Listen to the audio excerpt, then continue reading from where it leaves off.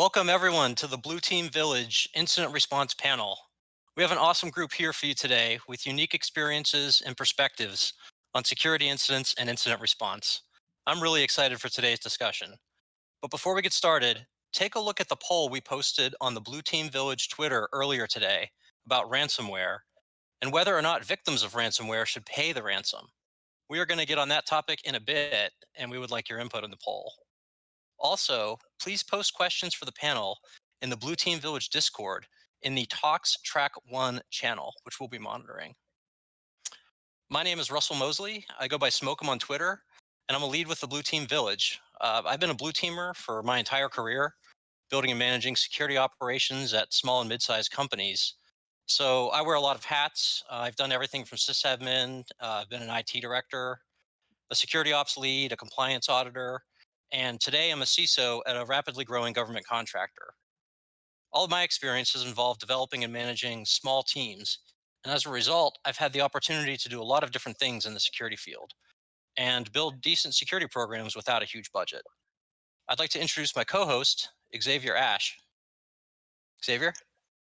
Good afternoon, everyone, or good morning to where you're at. My name is Xavier Ash, go by Rubik's1138. My IR experience is a little varied. I was IR team lead at Bit9/Carbon Black. And also I was able to start the first IR team at SunTrust, now Truist. 28-year veteran, been around for a while. I can remember when my IR plan was you have to scan every floppy by hand. So that's me. Cool. Next, I'd like to introduce Lit Moose. Moose is frequently posting to Twitter comments on exciting things that she encounters doing IR. And this week it was jump boxes that look like flaming toilets, I think was one of the highlights. She refers to herself as many things, including Florida woman, a DFIR violinist, and recently completed a cross-country hacker road trip with cats and snails on board. Isn't that right, Lit Moose? That's fairly accurate. I did remote DEF CON. We got to see a few goons. It was nice. So I go by Lit Moose on Twitter, also known as Moose. My name is also Heather. I'm currently working at CrowdStrike. I'll dox myself today, which is not a thing I usually do at DEF CON, but I'm very proud of where I work and what I do. I work with a lot of companies of all sizes. I come from a background working for financial giants as well as manufacturing giants, and have been doing this long enough to where I think I've been awake and can age myself in the 60s if I add all of my cumulative IR experiences together without sleep. So I'm looking forward to retirement. I don't know when that will be, but I do love what I do. Outside of work, I herd cats and I play violin. And so I'd actually like to pivot and introduce somebody that I've worked with a little bit, 1099, one of my favorite people in the world. Ugh, I'm sober right now, which is a problem. But Brian, I'll go ahead and toss it over to you. Well, hello, all you cool cats and kittens. My name is Brian Moran, and I go by the incredibly clever Brian J. Moran on Twitter. I've worked primarily in the Air Force. That's where I started my career. Worked for a 3-letter agency, did that for a bit, got out of the military, bounced around a couple of private sector companies, and eventually back in 2014 started working completely for myself. So started my own company, and I am an IR consultant. That's what I do probably about 60% of the time. The other 20-30% is probably primarily focused on training and development plans. And the other 10% of my time is primarily spent trying to keep the D for Fit going, where it's all about just trying to get a little bit more active. And hopefully we can all be on this little blue dot a little bit longer. Cool. Yeah, I certainly was going to mention Brian's Twitter seems to generally be filled with DIR fit and comments on rum. You left the rum out. Well, I have some right here. Oh, funny you should mention that. So you're doing better than me, Brian. Well, let's hear from Virus before we have our toast. Virus, so he says he's only been a Blue Teamer for about a year and a half. with a background in red team, and he's currently doing what I would call kind of red blue and innovative network defense for a large financial organization. If you want to elaborate, welcome, Virus. Yeah, so I work at Stripe currently. Uh, I'm the threat detection team. Um, doing I guess the word for it is adversary direct engagement and threat hunting. Background wise, started in the dark gray end of the pool as a young kid. Like my first DEF CON, I was 17. Um, Fell into penetration testing and then red teaming, like full spectrum threat stuff, and bounced around the world doing that for a while. Kind of drifted back towards pen testing, and then surprise, had a kid, and turns out that gallivanting around the world, breaking into buildings in random countries and risking getting arrested is not a good way to be a dad. So had to pivot for a while. I did a stint doing mergers and acquisition security at Salesforce and found out I am not a bureaucrat. Now I'm doing blue team. So yeah. Cool. That's awesome. Really looking forward to sharing some of your perspectives that we heard in our planning meeting yesterday. So before we get going, we wanted to carry out the DEF CON tradition of first time speaker drink. Everybody have their glass ready? Awesome. Cheers to IR. Indeed. IR.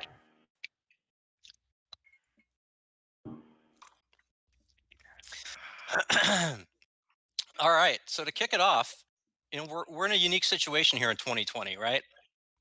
With COVID forcing work from home for so many people. So I wanted to start with a question for our full-time incident responders, Moose and Brian. What types of incidents are you seeing the most of right now? Like what are the trends in attack methods, persistence, and anything else you've observed lately in your work? I guess I can go ahead and start. It hasn't changed too much. The volume has been a huge uptick.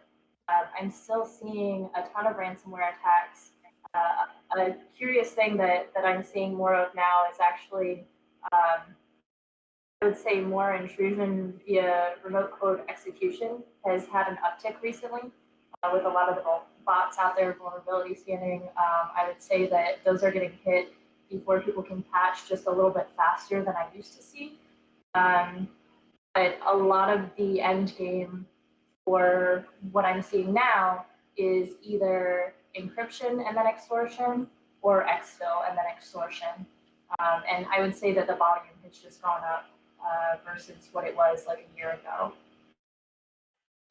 Yeah, I would 100% agree. The exact same stuff that's happening now has been happening for the past probably 2 to 3 years has been the general trend, but the volume of it has just immensely increased. And probably part of that is the bad actors have nothing else to do except stay at home, just like we have nothing else to do. So the idle hands will play, I believe, is the phrase that's used there. So the one thing that I have seen more recently an uptick of than I have over the past year or so is actually O365, and not necessarily intrusions. It's users clicking on links they shouldn't click on, and then getting access to stuff that they shouldn't be able to, and then the attackers getting access to stuff that they shouldn't necessarily be able to get. So it's not necessarily a 365 intrusion. It's just phishing, which is kind of directed more towards with the overall goal of getting some O365 access.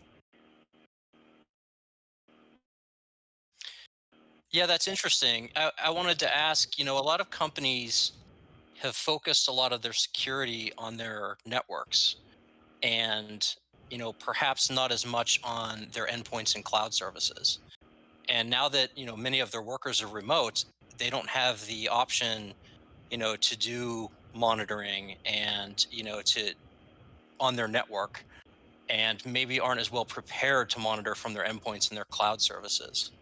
you know would you agree that that's the case? And how's that impacting what you're seeing out there? So I would say definitely does. But the caveat to that, and I already kind of doxed where I work, is I'm getting calls because they're not necessarily using an EDR to begin with, or maybe there's not as much focus on the endpoint. And I think that what's neglected in cloud is that there's this perception of security that's not really there. You're just working on a server in somebody else's data farm, and so you still need to put the same protections on it and monitor like your VPC flow logs and look at what VPC you're putting stuff in or what segment rather. And you would monitor it just like you would something on-prem in your environment. And I'm seeing that being so quick to set up that sometimes those steps are missed. And then I'll get a call. Yeah, I think as we talked about a little bit last night, one of the things is the data that you need to actually respond to a breach of some sort. It's always been there. It's just never really been used or even thought of being looked at, because before it was, oh well, we're just going to block everything at the network layer because everything is controlled. But now that everything's spidered out, like all the logs are still there, all the access, like all of that's still there. It just never was bothered to actually be configured properly in the first place. So that's why we're seeing what we're seeing. So is with the more distributed, I'm hearing more endpoints and more cloud. Has that really changed the way that we're doing IR now? I would say yes and no. So we're still asking for logs that are representative of the same data. Instead of asking for firewall logs, in this case, you're looking for net flow, which might be VPC flow. We're still asking to run scripts to an endpoint, which, whether or not it's in the cloud or on-prem, it's going to be capturing the same artifacts. We're looking at the same things on Linux that we're looking at on an AWS Linux server that we would look at in a server in your environment that's physically there. So I would say that while things have changed in slight ways and how we capture the data, so converting an EBS snapshot versus a VMDK versus I'm going to run FTK to it, those little minor changes are there. But I think just getting creative about, I'm still caring about the same things. I'm still caring about how the threat actor got there. So your original access point, I'm going to look at auth logs. I'm going to look at, has there been any exfil, file creation, file deletion? So the same questions we've been asking forever, we're still going to keep asking. It's just that creativity around, we're in a different environment now. And fortunately, those logs are generally there for companies that rely on Office 365. A lot of times you just have to have the right licenses to go look at them in cloud app security and other places, right? So what happens when an organization hasn't really invested in logging on their endpoints or anything beyond the defaults that come with Windows? And you have a situation where you have people getting phished or getting malware, and there's really not much to go on. What do you do in that case? I mean, generally, you're not going to have the easy access to get a forensic image and conduct analysis on the device because it's somewhere far away from you, maybe on a slow link. How do you deal with that? Well, I think the old way of, well, we would just show up and collect data from somebody's computer in the event that something happened. Like obviously that is no longer going to be existent. Mhm.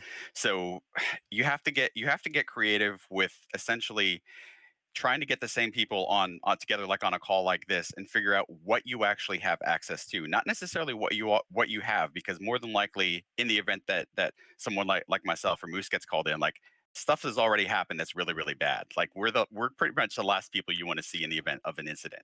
So you have to get creative with essentially figuring out what you have access to, and then how far back that goes, if it goes back at all, and then try to build out from there. Because a lot of times when we show up somewhere, like the first question is like, well, okay, do you have NetFlow? Do you have logs? Do you have X, Y, and Z? And a lot of times, like the initial part of an incident isn't even actually responding to something. It's figuring out what we actually have access to, and then trying to get up creative with ways to get access to that data, get it as quickly as possible, and then turn that into usable information that we can use as quickly as possible. I would say one of the So what are some things? Go ahead, Moose. Sorry. I was just going to say, I think one of the boons right now is that so many people have invested in cloud security, so it almost negates the problem. A lot of times, a threat actor's pivot point of getting into a lot of devices, we can think about, and I almost want to turn it over to Virus for this one, but if you think like an attacker, you have a better chance of getting the data you need.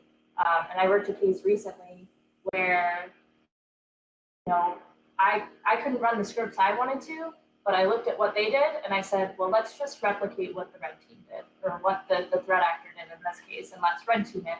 And I got the data I needed. So sometimes you just got to look at the problem a little differently.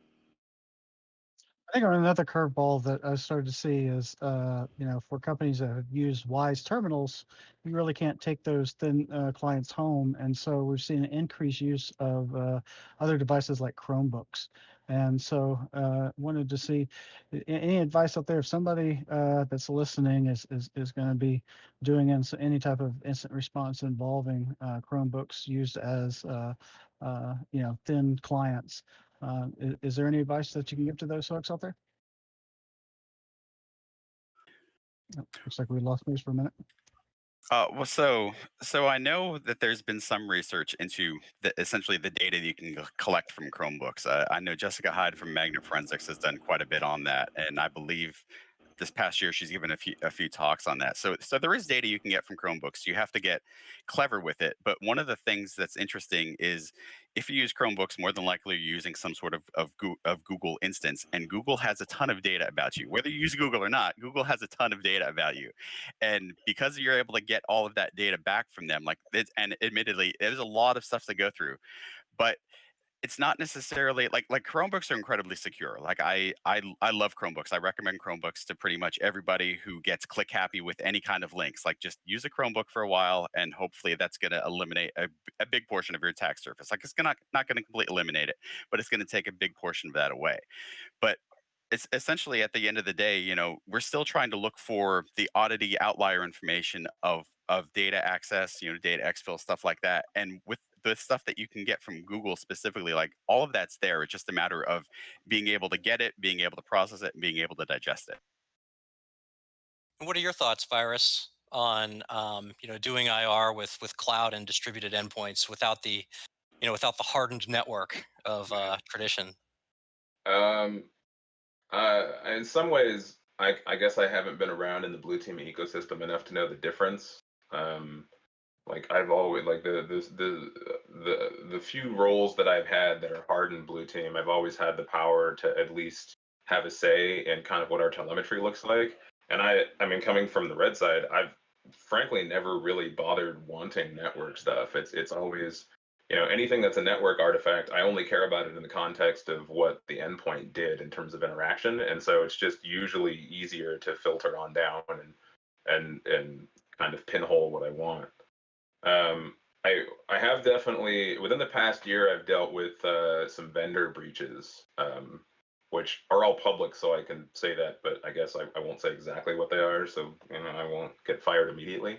And it's kind of interesting. One of the nice things about, I shouldn't say nice, but one of the interesting things about being tangentially related to a breach that gets released public is suddenly you have like a legal stick to beat them with to actually get IOCs back from the breach, or as opposed to just reading the news and having a Twitter opinion like the rest of the world.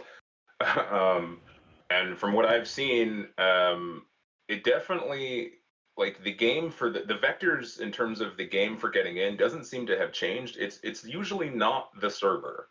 It's way easier to get on a laptop, and then because no one knows how to network in the cloud, like everything is just grabbing the AWS token or the Azure token off disk and then going to town. And then usually from there, it's oh, by the way, either there's no logs or there's a ton of logs, but nobody's ever actually triaged them to find out which logs are useful and which ones aren't. So there's no logs. And then it's usually going back and being like, oh, well, after they took this token from your machine, then they directly logged in with this super weird user agent that no one's ever heard of and stole all your data, and you did nothing. At least that, I don't know, that's been the trend from what I've seen. The Chromebook thing, there actually is, I don't have a lot of specific details that I can share, but I do know that there has been some publicly released stuff on Google implementing a kind of audit D type thing. That is going to be very similar to like OSX's Security Center. in terms of accessible data. So I think that's going to be a game changer with all of the EDR tools that are out there that are hooking into Audit D as kind of a funnel for data. I think that'll be really cool. And then also anybody who's looking to do DFIR on Chrome locked devices in general, I would actually route you to some research from about 8 or 9 years ago from Mike Osman and Kyle Osborne. They did some offensive research on basically how everything in Chrome is a browser, and the browser doesn't know the difference between a file system link and a remote link. And while Google has obviously tried to address the security concerns that they found with some of that research, you can actually use a lot of those vectors to gather debug information about the Chrome browser environment, and that ends up being almost equivalent to system logs on a Chrome locked device. So. And you started your comments there with, first getting on the laptop and then pivoting out from there. What's the most common method for getting on the laptop? It's the usual. It's either phishing or I've seen some supply chain stuff recently. I know there was a Ruby supply chain bug that came out relatively recently that I know affected a bunch of shops. I've seen some slightly less talked about in the media because the Go ecosystem is so blurred in terms of the concept of standard lib versus some person's stuff on GitHub. But I have seen some bugs there that have caused some supply chain issues. There's little known fact, I have seen, well, it's a more known fact that OSX attacks are on the rise, but it's a lesser known fact that Perl is still on the OSX boxes. So I have seen kind of some like, I haven't seen that attack since like Red Hat 5, but that Perl subsystem is still on OSX, and way more people look at Python on OSX than Perl. So there's a little more of that. That's great. I'm curious, Brian, your observations, how they compare to Virus's feedback, and what you're seeing. Yeah, I think it's so. I don't think the methods have changed. The methods haven't changed, and honestly, the methods don't really need to change because they still work. So if they're still effective, there's no reason to burn some some 0-day exploit, or even go the route of looking for like RCE or anything like that. When if you can get somebody to click on a link and get the information you need, and that still works, like that's what the attackers are going to do. Because again, at the end of the day, like the attackers are human just like us. Like they will do just as much efforts as needed to get them the goal that they need, and you have to be able to account for that. One of the tools I haven't heard yet so far for telemetry is cloud-based DNS. So a couple providers where you can get that from a centralized source. Are we seeing more people take that on as we get to a more distributed environment, or is that still an afterthought to like, oh yeah, we can't get good DNS telemetry because everybody's at home using their home DNS? Has anybody got any experience with that? I do. I've had some that have it, but not very many. And with the caveat of saying that if they're calling me, something's gone terribly wrong.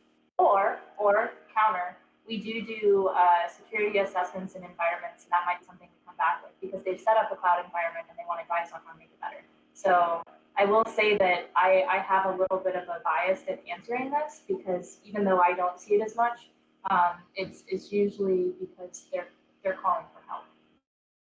Yeah, I mean, control is kind of a crapshoot, but in terms of telemetry, like man, like passive, the combination of a low level passive DNS service and OS query seems amazing for DNS to me.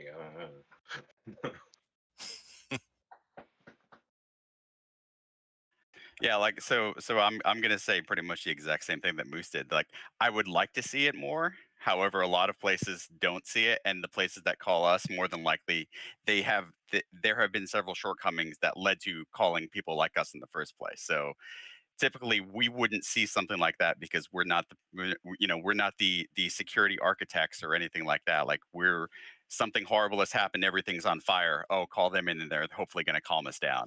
So before we pivot to another topic, if you were called in to give advice to a company today and, they wanted to spend some additional budget for security with people working from home, where would you advise them to focus?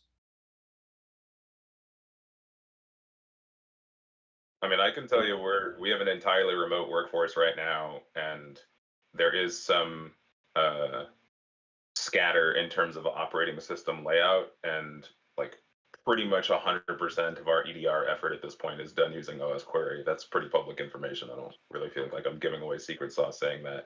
And at least from a telemetry perspective, even with specific regard to DNS, I can tell you it's pretty amazing. Like, we have other issues, but DNS telemetry is certainly not one of them from my perspective. I think the one piece of advice I could give is don't ignore any front. I see a lot of people spending very heavily in one arm and then maybe ignoring the other. So they'll focus just on endpoint, or they'll focus predominantly on network side. And I think that the balance in defense in depth is still very, very important. And I would say, to borrow something that we all as a team talked about yesterday, too many people are trying to eat the elephant whole. So don't do that. Don't keep your network flat either. So my top advice usually to people is, make a list of priorities in your environment. What would hurt the worst if that went public? And start segmenting there. Start segmenting, know your group commissions. Run some of these red team tools. Run Bloodhound, Sharphound in your environment. Get a better picture of what it looks like, and then make a decision. But make an educated decision, not just a flat blanket decision, because not all businesses are the same, and not all businesses have the same needs.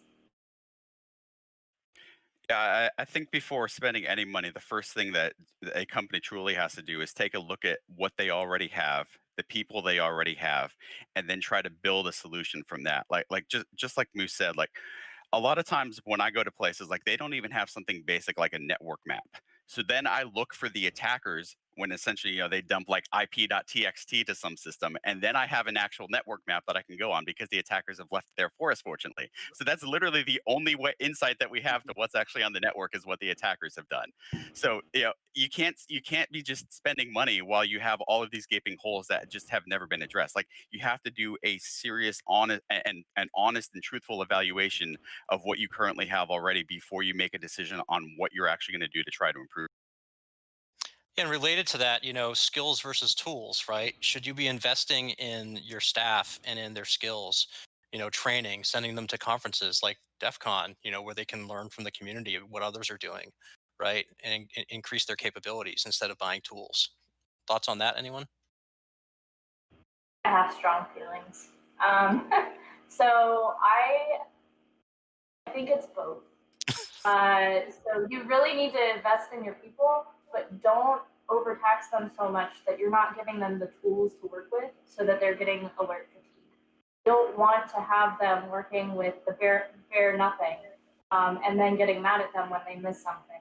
So, take the team you have and really build them up, but then also listen to them on their level of what they'd like to use and what they'd like to have, and use that training of sending them to conferences and coming back and gathering that information to inform your decisions. And I think that it really needs to be that full cycle of you're investing in their education and them going to conferences and networking and letting them come back to you with a solution. And that is going to sometimes be investing in tools for them. Yeah, I agree 100%. You really want to listen to your team. Listen to their experience, right? Get them to get out there and participate in the community and learn what works, and and take their advice on those areas. And figuring out where to invest in your team. So I wanted to talk a little bit about IR teams and folks who want to get into IR. So, I think they're two related topics, but a lot of people have asked if we could give, what's your best advice for people who are interested in getting into the incident response field? And that's for anyone who wants to go first. All right, I'll go first. So my personal opinion on how to get into IR or really kind of any infosec like specific sort of doctrine at all is just to simply be curious. Like ask questions, try to research stuff on your own, figure things out. Like you may not be the best person at assembly or firmware architecture or IR or malware reversing or anything like that, but as you find questions and find things that you're curious about and want to research and learn more about, like you'll generally kind of find an area that you want to go down. And at the end of the day, like you have to kind of decide if you want it to be a typical job where you work 8 to 5 every day and show up and you get paycheck and that's it, or if you want it to be a career and you actually want to be good and want to actually, you know, be better at what you do and be more effective and be more efficient and network with people and all of that. And it's not really a lifestyle decision so much as it has to be an internal passion and desire that you actually want to do something.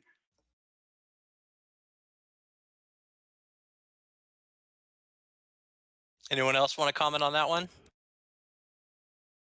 I want to hear Thanks. Xavier's take, but I'll chime in and say everything that Brian said, absolutely double down on that. But just know that there's no wrong path, and that you can do anything in your spare time that you're passionate about and turn it into IR. The difference is what I typically see in good IR is you don't stop at the first answer.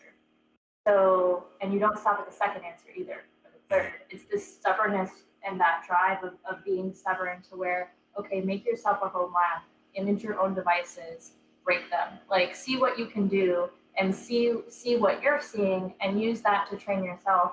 And it really is something that it takes a lot of training, and that there's not just you're there one day. So I'll admit myself, I get imposter syndrome a lot, but that's because every day I have to Google. There will be something every day that I don't know the answer to or I haven't seen before, and I am researching the hell out of it. I can say hell, right? Sorry, I know this is PG. But anyways, I'm just going forward with this, and you know, sometimes it feels like I'm banging my head against the wall, but that doesn't go away. And so if you're okay with that and you have the personality that has that drive, you're gonna do great. And being like listening to this right now, it shows enough that you're willing to listen to the five of us ramble for an hour. You're probably in good company, and you should probably just keep pursuing this. One of the on that line, you know, talking about getting into IR, talk to the, you know, more along the lines of the type of work, and particularly about the stress. You know, typically IRs, you're more like a fireman. You're dealing with sometimes some high stress situations, and so. Any comments or suggestions for the listeners around, you know, kind of dealing with the excitement and the stress that can come along with being part of an IR engagement? Well, I think one of the things that you have to take into account is so first of all, like from an IR perspective, like you have to try your best to be calm. Like you can't overreact like everybody else. Like let everybody else overreact. Let everybody else run around and scream and yell and all of that. Like you have to be the calming voice. However, that doesn't mean internally you're not screaming and yelling too, because you absolutely are. You just have to portray yourself as having that calming presence.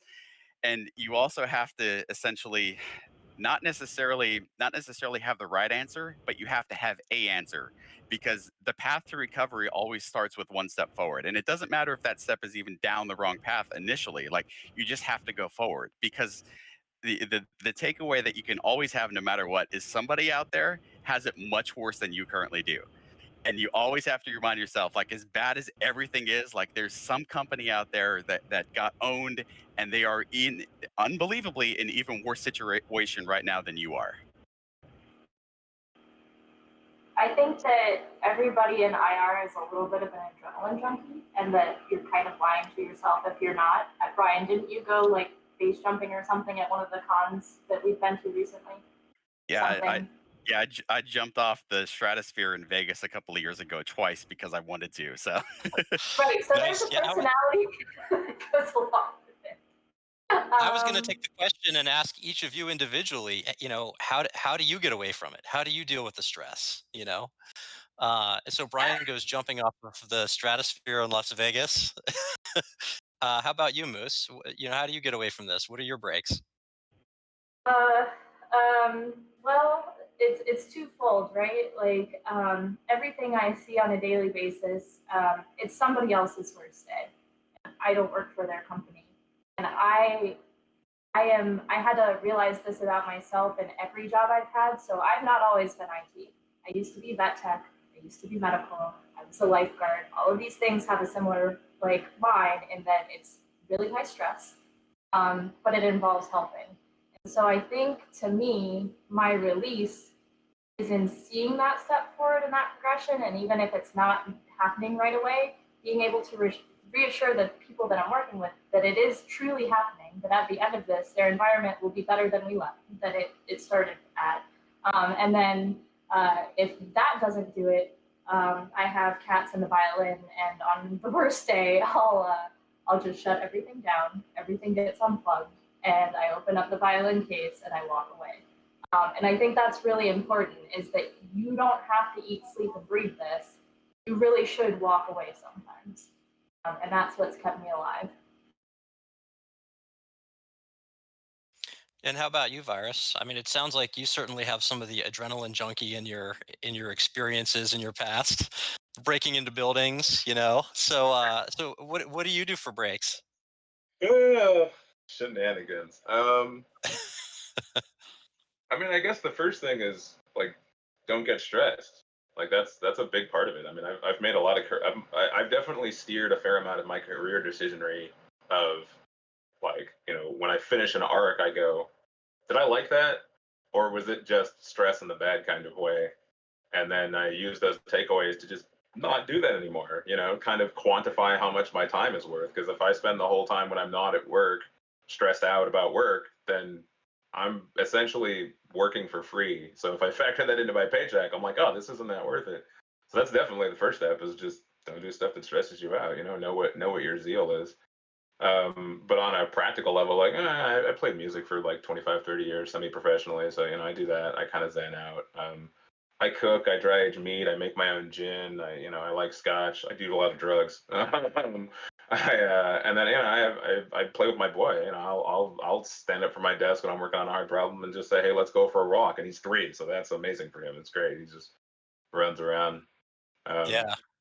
but yeah, it's. I mean, you know, I think a lot of it is just you got to be holistic about your approach, and if you love the chase, you got to love the chase, and you got to love your chase. You got to love the chase that you're in, and know where it is, and just not lie to yourself. You can't, do it. And I mean, there's definitely an undercurrent. If I'm being extremely frank and extremely personal about it, I do think people that I think there's a fair amount of people on the blue side specifically who have a very, I don't want to say ethical, but they have a very empathetic attachment to the world, slightly larger maybe than most red teamers do, where at some level they're kind of in it because they want to fix something, they want to make something a little better. And I don't know, I mean, I wouldn't call myself a complete prick, but I'm definitely on the side of like, yeah, I like money. Long as I move the needle a little bit and I got paid, I'm not too worried. And maybe that's a whole other conversation. As someone who knows you from the outside, you're one of the nicest people I know, so that's a lie.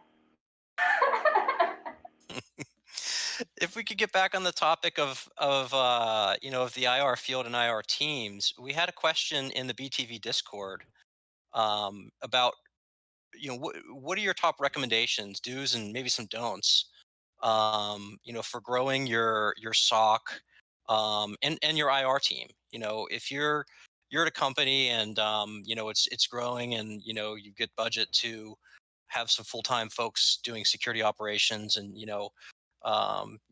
skills and tools ready to do incident response. Where do you want to focus? What skills do the folks need to have?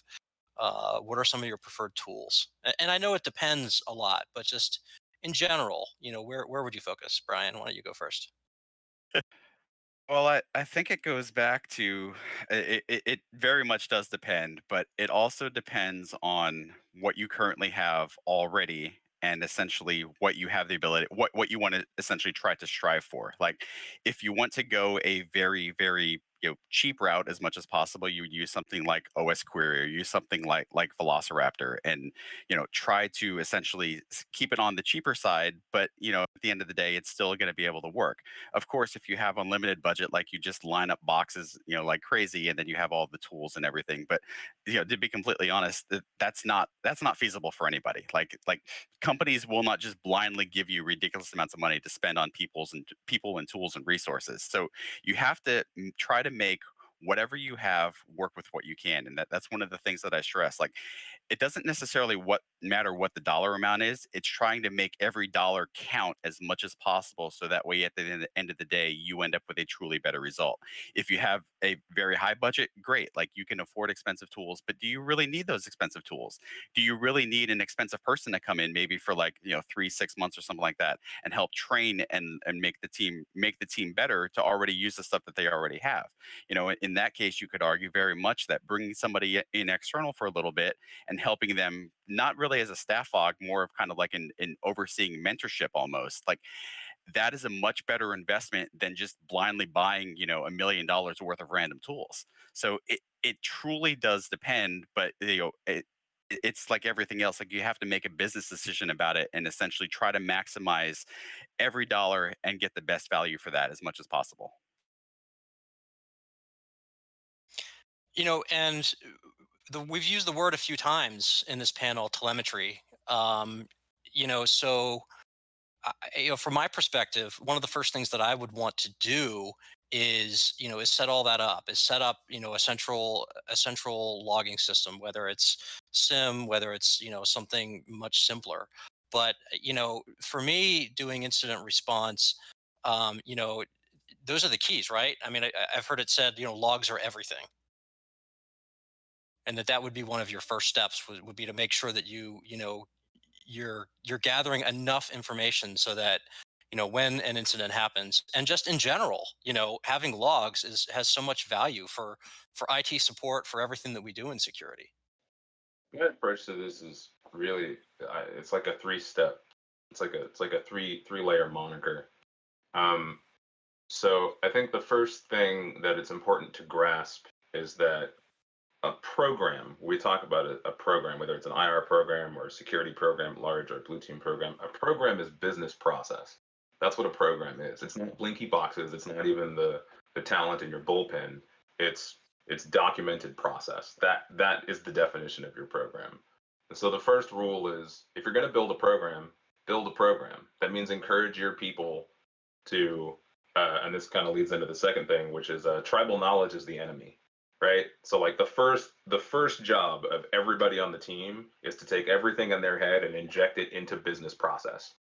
That is your job. It doesn't matter if you are, the self-proclaimed bottom rung of the team, or if you're the epic gangster rock star at the top. Your job is to take whatever's in your head that applies to the program and to build the program. And the more that you encourage people to do that, and the more that you reward them for doing that, it's like a self-incentivizing loop, right? That's how you balance burnout and all this other stuff, because it's not focused on one person or one tool. And then, like I said, the second thing is, and I feel like this is way more common on red teams than it is on blue teams, and I kind of don't know why. It is extremely common on the red side to not use tools that are touted as being the latest and greatest thing, just because you don't know them, right? I mean, as a red teamer, I feel like there's this moniker that is accepted more, and I feel like it's true on both sides. So I kind of don't understand why it's so lopsided. Where, like, it's the old ninja moniker, right? Where, like, not every ninja uses every weapon, right? You have your weapon and it's got your epic moves in it, and you know it like the back of your hand. It's almost an extension of yourself, and that's the point. I don't really think that's different on blue team. I mean, case in point, the team I'm part of at Stripe, that kind of got built about a year and a half ago, we were all very new to the company, and granted, we were very fortunate to have leadership with a lot of experience, and so they reached out, and there's an extremely high amount of experience and talent on my team that's a little bit askew for most. I'm not saying that to brag. I'm just saying, a lot of teams don't have that as in their tool bin. But the first thing we did was take what EDR we had and rip it out. We ripped out almost everything, and then built everything off of bare bones telemetry, because those were the systems we could use better. That yielded better to our kung fu. And then from there, the third thing is build, like, tool your kung fu. Like, you take your brain dump, put it into your program, and then hypothetically start from scratch and go, what tools do we need to do this, what's written, better? Frankly, every deviation from that is a waste of time and money. So you said that you ripped out your EDR and you built up bare bones telemetry of the things that are most useful to you. Can you elaborate on what those are? I mean, it's literally just stuff that's built into the OS. I mean, we use OS query at scale so that because we use the fleet manager concept in order to kind of achieve orchestration goals, but our detection system is entirely homegrown. Our response system is entirely homegrown. Our orchestration elements and the way that we do log tracking is entirely homegrown. Even our pace reporting, I mean, we're kind of sort of bubbling around Hive right now, but it's honestly, it's all Jupyter notebooks and Python. It's all just kind of manual tooling.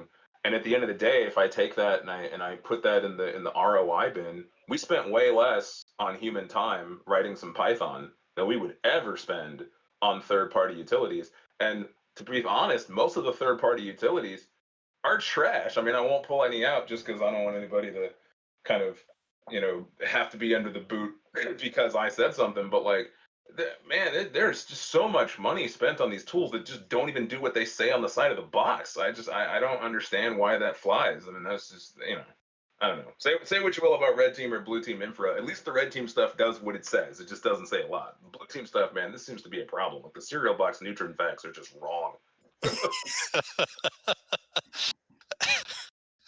So Rubix, you've built an IR team, right? I'm curious, your thoughts on all of this.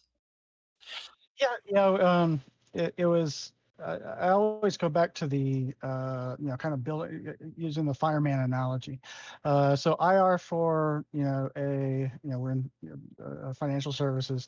There's a whole lot of downtime, and so figuring out how to practice and be ready for the big event, and giving them enough work of real, I guess, smaller level incidents to be able to stay busy and relevant, but then also, plenty of time to prepare for, bigger stuff.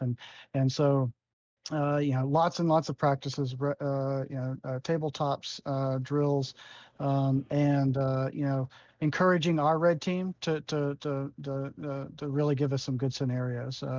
And so I think that if you are, not balancing that, that you're, if your guys are all, or folks are always spending time, doing, we talk about being really busy, that they might not be honing their skills enough. And so, finding that balance between, doing and training and practicing was very key.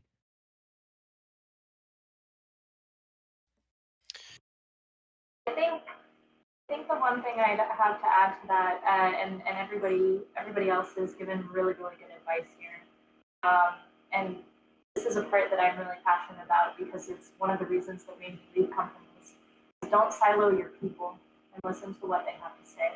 If you have somebody on your team, it doesn't matter what notch in the chain they are. If you're calling on them for some kind of incident response, whether it be a SOC person, somebody who's doing sysadmin work, someone who's a network admin, you're trusting them with that role.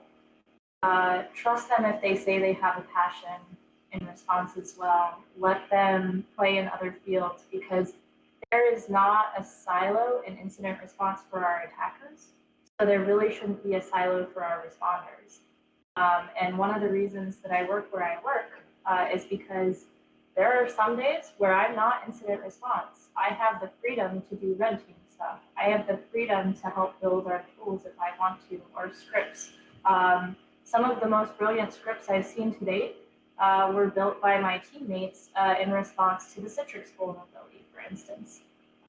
So, knowing where your strengths are on your team and building those, and then listening to them and what they say they need, because if you're the one building, that assumes that you're at a higher level position. And really, we are strongest when in that position when we have people under us who we trust. And I think that's really key. Is to my cats are wrecking the apartment right now, so if you hear any feedback, that's what I keep looking over for. Is anytime I'm on one of these, they wreck something. So, anyways, but listening to those people. that you've hired, and obviously you trusted them enough in the first place to hire them. They're smart people, and we're smarter not because we know something, but because we know who to go to when we need certain knowledge. And I think leaning on your teammates, no matter what level they are in your company, you know, having that kind of group decision is still important.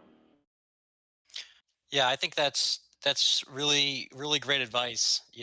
That more companies should heed. To try to cross train their folks and give folks time for training and for research, right? And have budget for tools and devices, right? And lab time. I think it's really important.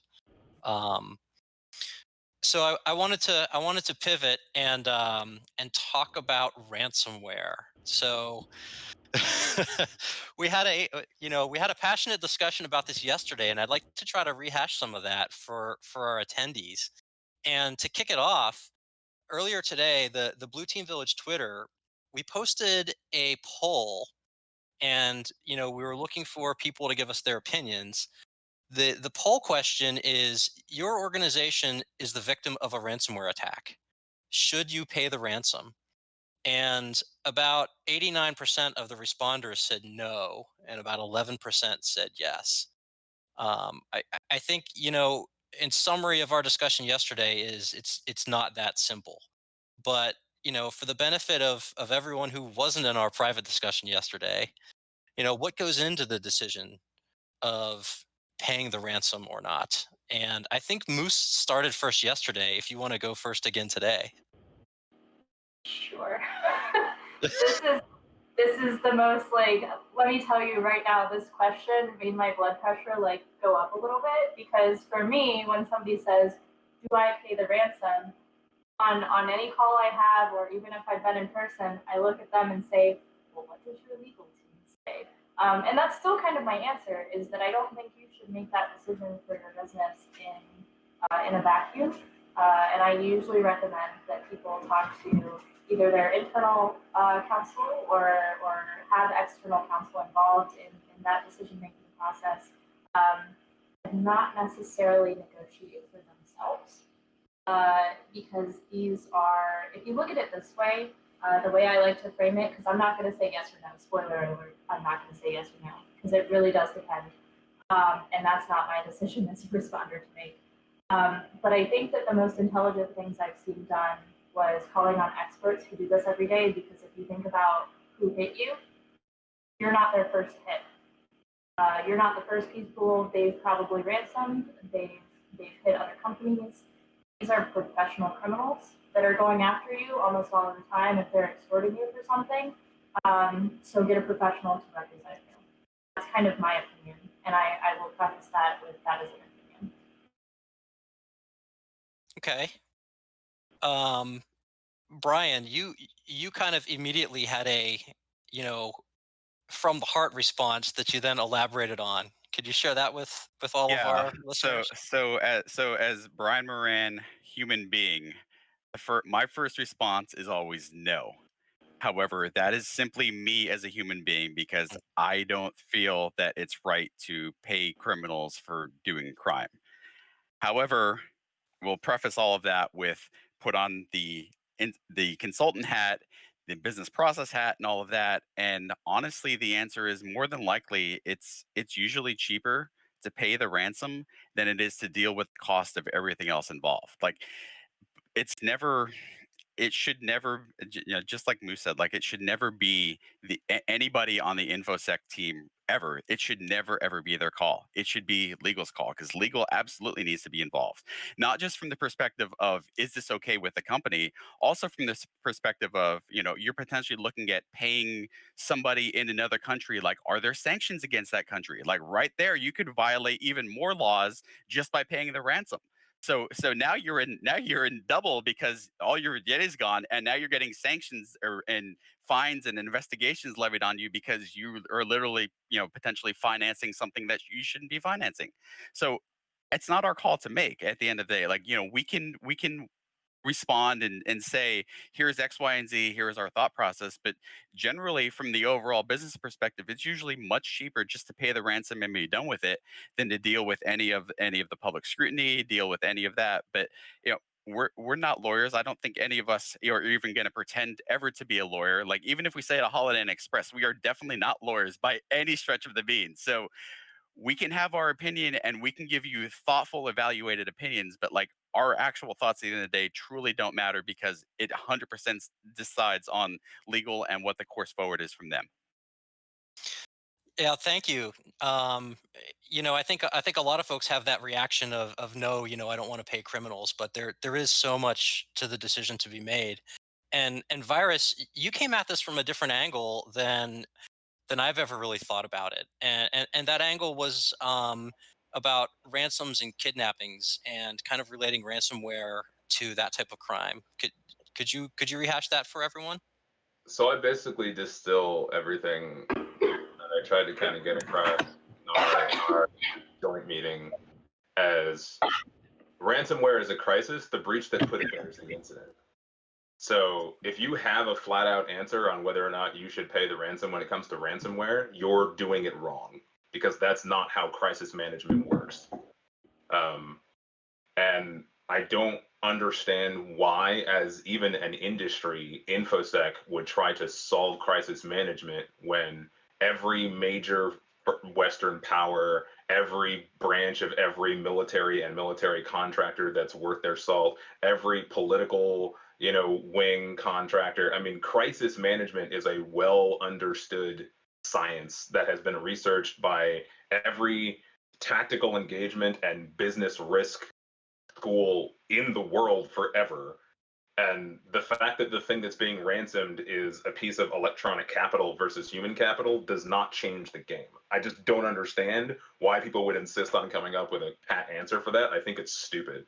And while I think that the response to a ransomware crisis, because it is a crisis, will likely involve legal, I don't necessarily think that legal is the first is the end all be all shop on that. It probably is at most shops, but you know what? The world is bigger than the law. I could tell you all day long about, and all of you could too, about every major insert Fortune 500 company here where they have a crisis management team that has nothing to do with computers. And I guarantee you the first stop they call when the CEO gets kidnapped by, random activists in South America on a business trip is not the lawyer. They're like the third. So I don't know why it's different because it's a computer and not them. And then after you handle the crisis, however you handle it, maybe it's paying, maybe it's not, maybe it's using shadow currency, I don't know, right? Then you handle the incident, which is if you have ransomware, you were breached. Go handle that. That's your incident. The ransomware, that's not an incident. That's a crisis. With the shift of a lot of ransomware actors, for example, Maze, to not only just destroy anymore, but also steal the data, threaten to send, do more stuff with it than just destroy it. Has that changed your way of dealing with ransomware? It has in my advice. So I'll go ahead and speak to that in that I have given a little bit of advice, working with a legal team, of course, if it makes sense for the company and what they're backing. So all of that included. So assume that from the get-go. But a lot of these groups that do extortion, they're saying that they have something, and usually they'll serve up what they have. If there is at all 24 hours that you can buy your IR team to investigate if that claim is true or not, negotiate and buy the team time. If you can figure out if what they say was exfilled is true, and if there's any more to that, so if they've gotten more than they say they have, take that time and lean on your investigations team to see that exfil piece and see if you can see that creation and that leaving your system. And that's a very hard thing to do in a short amount of time, especially because it assumes that you have full visibility to every endpoint on the network of your company. And to have that kind of visibility to begin with is incredibly difficult. for your team, let alone an outside team. So I would say that the good things that can come out of that, not that I'm for negotiating with terrorists, so to speak, that are withholding your data and extorting you for money. But sometimes I've seen outside counsel get a lower price, so that if you are going to pay, you're not going to pay as much. But time is valuable too, and having that on your side is important.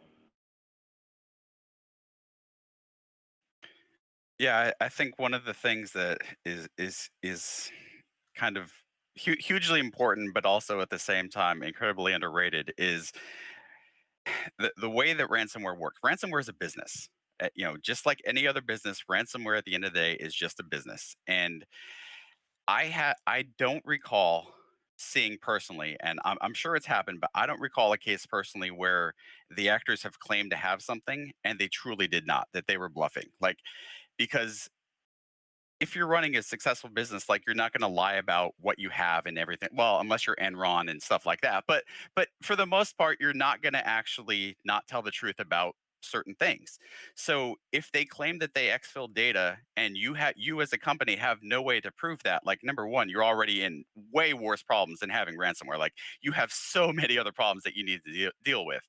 But if they claim that they have something, they more than likely do, and then you have to evaluate the cost of all that. Well, what if that data goes public? What if that data goes even more publicly widespread? What if that data is then sold to other places and everything like that? And you have to take all of that into account with the entire process. And we often try to look at it so much as like a pure essentially, is there a correct answer or is there not a correct answer? Is it a yes or is it a no? And it's never just a yes or no. Like, there are so many factors that you have to take into account, all of that through it. And we in the information security field, like, we only see a very small portion of all of that. So you have to involve other people. You have to involve other people in the process. But just like it was said, like, if you have ransomware, like, I guarantee you have at least 5 other problems that besides just how ransomware got there. Like, you have a lot of problems that need to be addressed. Ransomware is the big public facing thing on all of that, but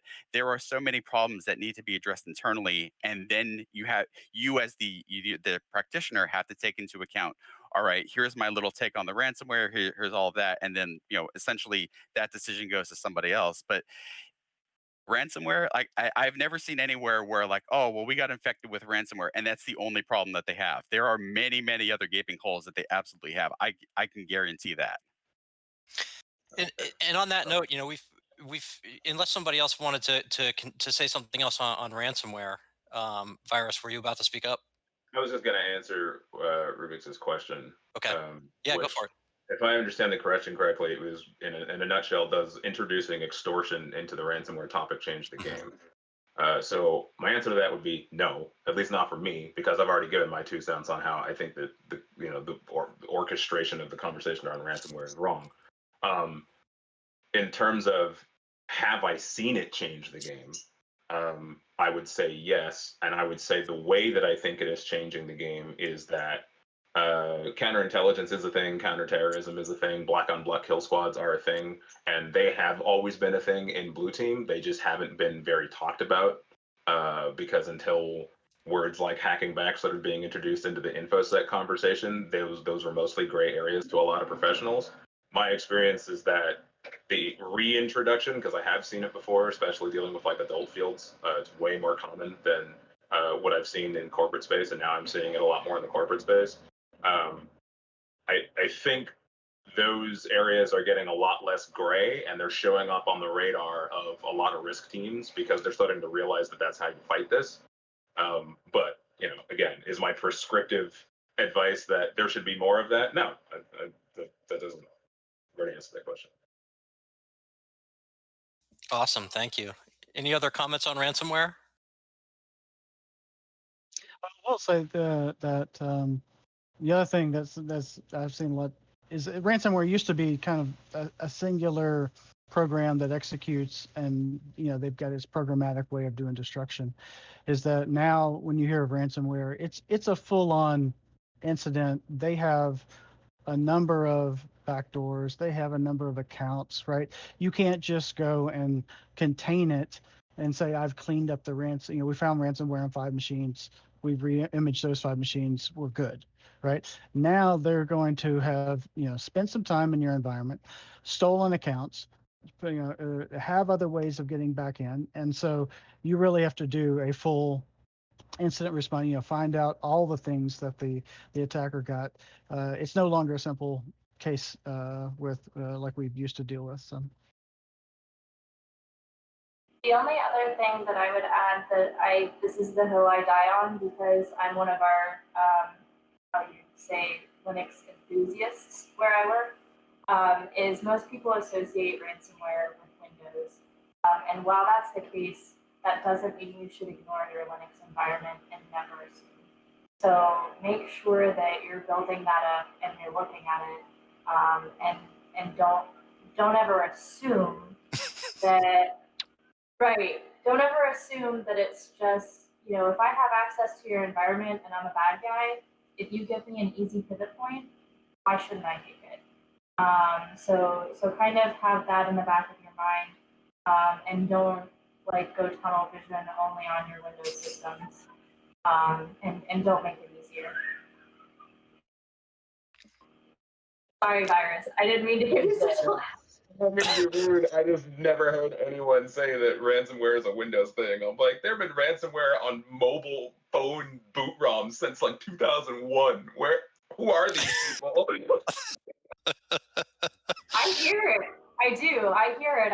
I hear that this usually only hits Windows, and look at the Windows environment and all that. And sometimes that's absolutely true. But you should be scanning for lateral movement to everything. Don't assume anything. What about Macs? I thought Macs were immune from viruses. I'll let you do that. Mainframe. If you move everything to the mainframe, there's no mainframe viruses. So. Yeah. So we've already gone over time a little bit, but I think we have about 10 minutes left.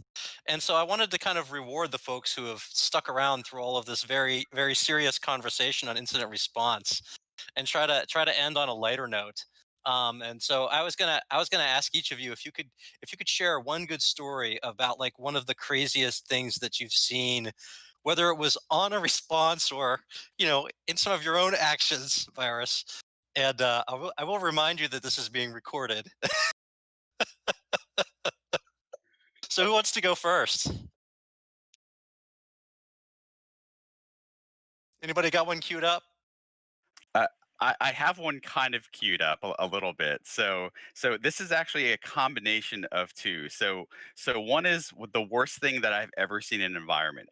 Mhm. The worst thing that I've ever seen in an environment was there's a firewall company who is a very, very popular, very, very known firewall company. And for whatever reason, they somehow implemented all of these firewall rules that were okay. They weren't great, they were just okay. And then somebody put in a triple any firewall rule, not a double, an actual triple any. So it was any. Mhm. Come to find out from speaking with someone who will remain nameless but is on this panel, that company actually allows you to have as many as 5 NEs. So not only is there a problem with 5 NEs, even the option for you to be able to put that many NEs in something, that doesn't make any sense. What are they possibly thinking? We're just going to make sure no matter what that you can actually find some way through our firewall. So the hybrid of that is it was with the same client. It was kind of a cool story because we had a chance to talk about it, I believe last year in New Orleans, because the actual indictment came down. So they were a part of a breach that was essentially targeting the aerospace industry, and the attackers did all kinds of stuff. So we were able to actually go through essentially their Gen 1 through Gen 5 of their malware, including the last ditch absolute effort where it was incredibly sophisticated because it was worth burning something that was amazing on it. And when I found out, that was just incredible, it was amazing. I actually did a little dance because all right, now we found this, now we have to find out how we're actually going to get rid of it. But the way that we were able to track back to exactly where it was is, again, because attackers are human beings and they make mistakes. So for the most part, they bounced their IP through other countries and everything was just fine, except we had a total of 11 instances over the course of, I believe it was a 3-month period, where they forgot or they just made the connection before it actually made all of the hops. And we had 11 times where we actually able to pin down pretty much to the exact building in a certain company that rhymes with Rhina, of exactly where the attacker was, exactly what they were doing, and exactly what they were after. And that was amazing, because we literally had gigabytes of logs of all this access in, and then we happened to find, like, oh well, here's this web shell that they had put in. The only person to access it was this person. We know that for sure. And 11 times they just made a mistake, and we were able to pin down where they were. So it literally takes just one time of messing up, and, like, okay, now we can actually build an investigation. And we turned all that over to law enforcement, and unfortunately it took them about 5 years to actually go through the process, because they had so much stuff to investigate, primarily for our case. But it was also kind of disheartening to see, like, flash reports get put out that is essentially the summary of our report that we had written, and just has an agency logo at the top of it. Like, it's like, that's my stuff. Like, don't do that.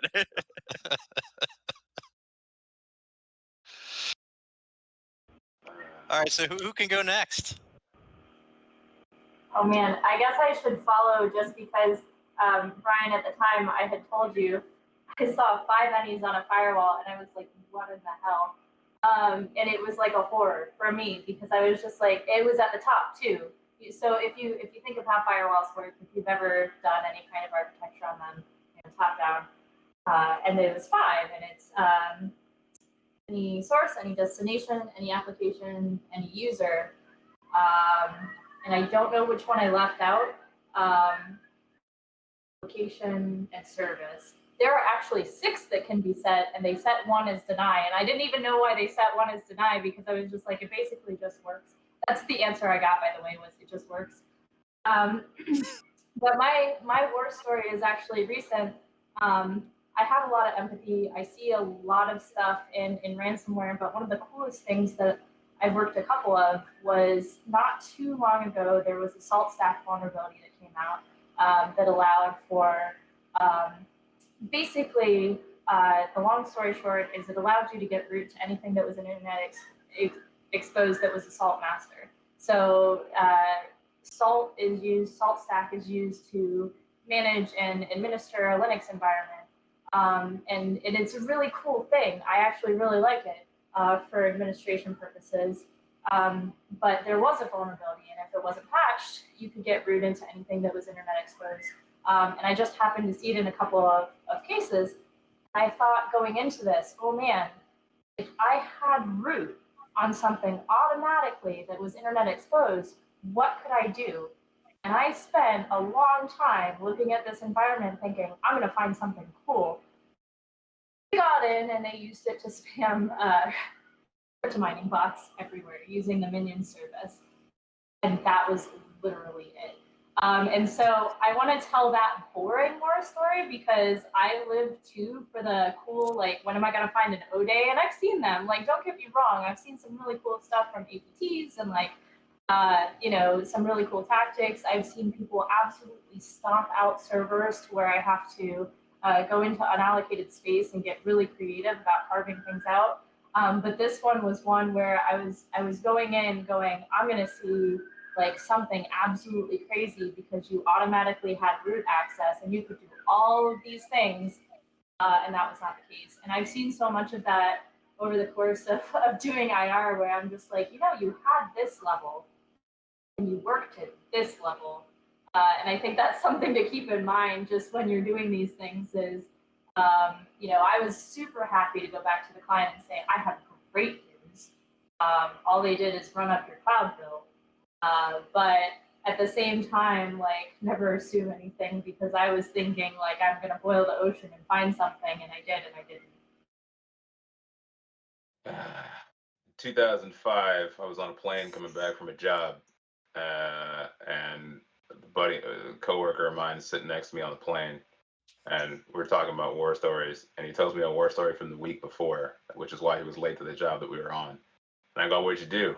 And he goes, oh, I was doing IR on an old Windows XP network that was locked down by this government thing because it was a defense contractor. I'm like, oh, well, how'd the bug get in? It's like, old Java bug, super, like, 265 day, right? Like old Java on Windows XP. What was a vector? Facebook. Yeah, ops were on there, running Facebook and click something got infected. Well, that's interesting. Why did it take you a week to clean up?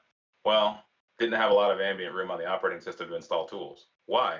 Well, it was a drone control station for a Predator 3.